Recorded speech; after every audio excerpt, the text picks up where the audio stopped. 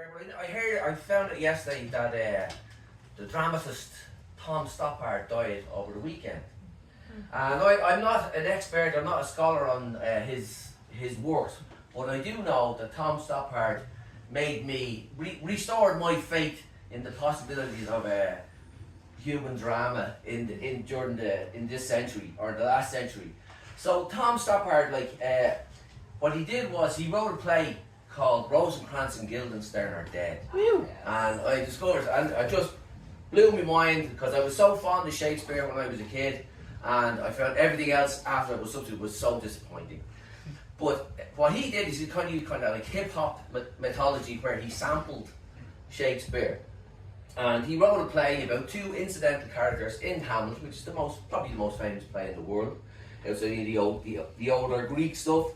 And what he did is he wrote a play from their perspective, following the same timeline as the play, but from their perspective. So it's neither a prequel or a sequel to Hamlet. So it's a quell to Hamlet. Anyway, I decided to try this. How could I do the same thing with a poem? So to take a really, really famous poem and write a poem from some other character who featured in the poem, write the poem that they would have written. But it had to be a really, really well-known poem. So this was a challenge. So the poem I picked was Stopping by Woods on a Snowy Evening by Robert Frost. Now, that's like a magic poem. And if anybody's not familiar, I'll just give you a quick blast of Stopping by Woods on a Snowy Evening by Robert Frost. Whose woods these are, I think I know. His house is in the village though. He will not see me stopping here to watch his woods fill up with snow. My little horse must think it queer to stop without a farmhouse near. Between the woods and the frozen lake, the darkest evening of the year. He gives his harness bells a shake to ask if there is some mistake. The only other sounds the sweep of easy wind and downy flake. The woods are lovely, dark and deep, but I have promises to keep, and miles to go before I sleep, and miles to go before I sleep. So that's like a pretty cool poem, really it's very inspired, make you want to give up altogether, basically. So now the other thing is, but then who's the other person? So the only other character in the poem is the horse. And so I decided I would try and write a poem that the horse would have written. And you have to understand, in that poem, there's a very intricate rhyming scheme in the poem where it runs from one verse to the other. Now, I could have done that.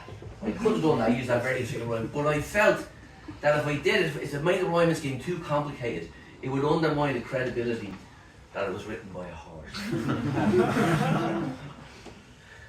So I wrote a song. It's called Stopping by Woods on a Snowy Evening by Robert Frost's Horse.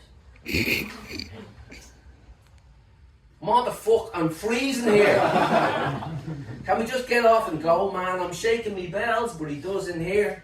Hey, Frosty, I'm no snowman. I wonder what your neighbours would think if he saw you stopping here. I know I'm only a horse, but I do think it's queer.